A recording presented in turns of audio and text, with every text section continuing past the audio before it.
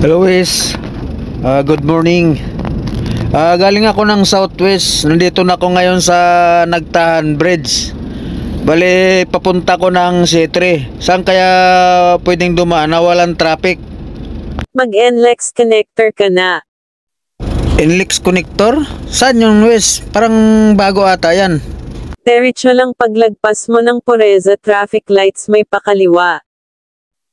Di ba yung sinasabi mo Wes na paglagpas ng traffic light na pakaliwa? Di ba yan yung tulay ng Magsaysay? Sa ilalim yan yung release. Oo yun nga pero wala na yung tulay dahil dyan ang ginawang entrance ng NLEX Connect. Wow, ang galing naman pala. Di ang bilis na pala bumiyahe ng galing south to north. Oo dahil kung galing kayo south papunta kayo norte basta may pang tollgate kayo hindi nyo na kailangan makipagbakbakan sa traffic sa C5 Lacson or G Araneta. Wow, ang galing naman pala.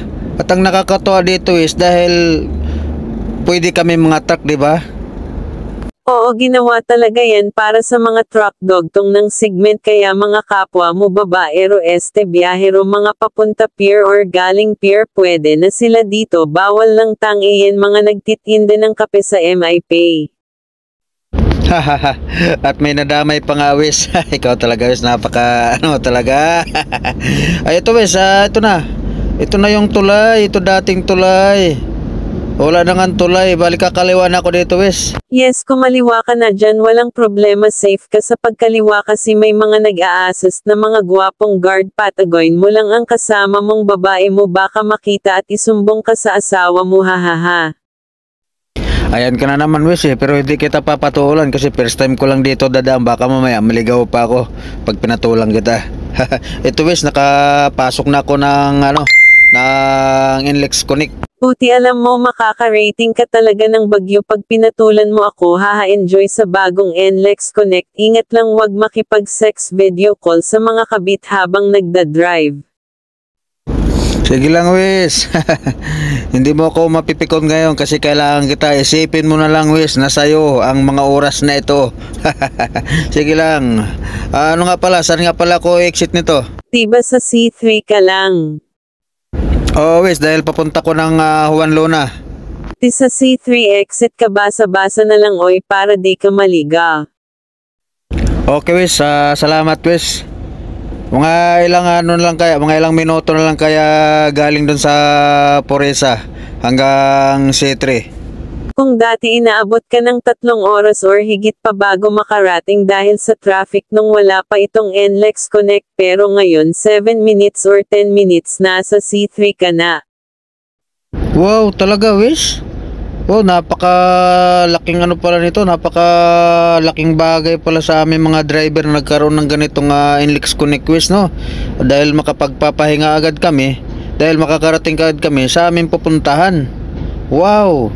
I love it. I love NLEX Connect.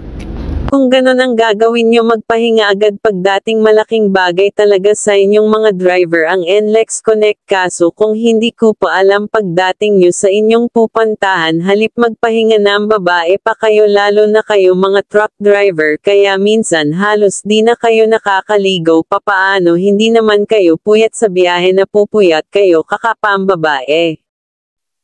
Wes, napipikon na ako sa'yo. Nako Wes, malapit na kitang patulan. Kung di lang kita kailangan sa mga oras na ito Wes, talagang papatulan na kita talaga. Nakakagigil ka na Wes Nako. Kung ano mga sinasabi mo sa aming mga driver, lalo na sa aming mga truck driver. Ay nako, hindi kami nakakaligo talaga dahil puyatan. Takot din kami lumabo ang aming mga mata, no? Sobra ka na Wes, sobra ka na. Naku, nakakagigil ka na Wes. Ngek mo sige mapikan kapatulan mo ako kung gusto mo makarating ng bagyo dahil ililigaw talaga kita. Sige Wes. Total, ayaw mong tumigil ka kapangasar. Ay Wes, kabisado ko na ito. Sige, i-install na lang kita ha. Ayaw ko na, i-install na kita Wes. Ikaw naman di ka mabero, ayan malapit ka na sa tollgate, dahan-dahan pogi. Yan, ganyan. Takot ka pala ma-install Malayo pa ba tayo? Wes, ano ito? RFID cash? Malapit na basta makita mo C3 nakalagay lahat RFID pero alam ko pwede pa cash sa kanan ka lang wala ka ba RFID paktay ka diha. Mayroon naman ako Wes, mayroon naka-RFID naman to. Nagtanong lang kasi baka may magtanong din sa akin, di ba? Pero mas maganda talaga ngayon para kung dadaan ka lang na naman ng mga ganito, expressway, South or NLEX, maganda rin naka-RFID ka. Ganun din naman nasa iyo naman yan kasi madali lang naman mag-load. Pwede GCash, di ba? Minimum nga lang 500. Pero pag may laman pa yung ano mo, pag nakapagpa-load ka na ng 500, sa sunod kahit 200, 300, ganun na lang. Mas madali, walang abala kaysa mag-test ka sa cash. Ganun din naman Kung kahit na may load man yung RFID, kahit hindi mo magamit, nandyan lang naman yan, no? Pagdadaan ka ulit ng expressway, kung NLEX man yan o SLEX, yun, di ba? Dalawa kailangan mong RFID, pang NLEX, pang SLEX, di ba? Yan, alam ko yung Cavitex kasama ng NLEX, tapos yung South Star Toll, yan, magkakasama. Tapos ang kasama ng NLEX, yung Calax, MCX, yan, magkakasama yung Cavitex, NLEX. So yun lang, para walang abala, di ba Wes? Tama ka talaga dyan, bakit ka magtitiis sa mabagal na proseso sa pagta-travel dahil sa naka-cash payment ka kung mayroon naman mabilis dahil naka-RFID libre lang naman pakabit at matik naman na may kasamang load na gusto mo i-load na magiging sakto sa tollgate mo di ba Pogi? Yes Wes, ewan ko ba bakit mayroon pa rin mga nagta-travel halos araw-araw dumadaan sa SLEX or NLEX or sa lahat ng expressway na naka-cash payment sila. Napaka-hassle. Minsan mahaba ang pila sa cash payment, siyempre, di ba? Pero ngayon hindi ko lang alam kung hanggang kailan na pwede cash. Alam ko lahat gagawin nila talaga lahat RFID. At saka para din naman sa amin ng mga nagta-travel yan. Kaya sa may mga tracking dyan, kung kayo naka-cash payment pa rin, magpakabit na kayo ng RFID para sa mabilis na pagbibiyahe, hindi na maabalang inyong mga biyahe ng inyong mga driver. Ganun lang yun. Pwede naman mag-load sa GCash. Through GCash ang pag-load kami. Through GCash kami sa service ko.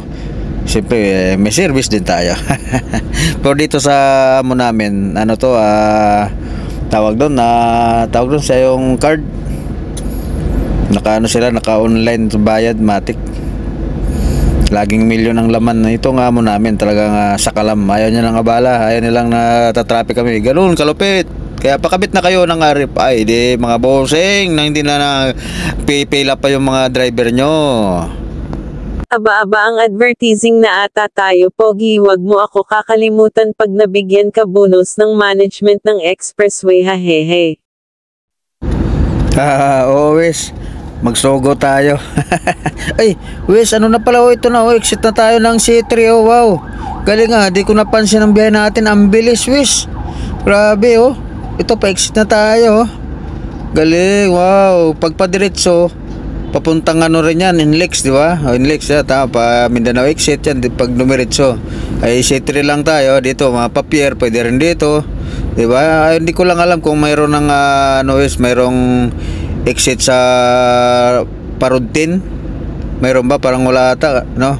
Kasi paano na yan mga papier dito muna sa C3 pag mga papuntang pier. Walang pa-exit pa ng pa-road 10 at saka harbor, no?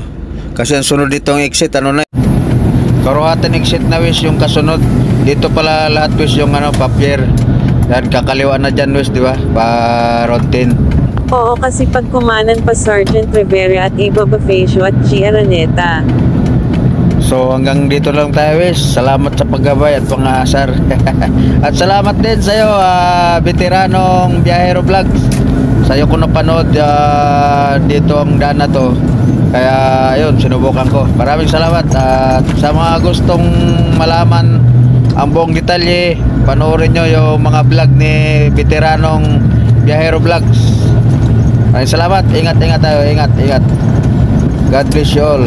Mabang pasensya at pag-unawa sa kalsada. Mabuhay tayo tracking.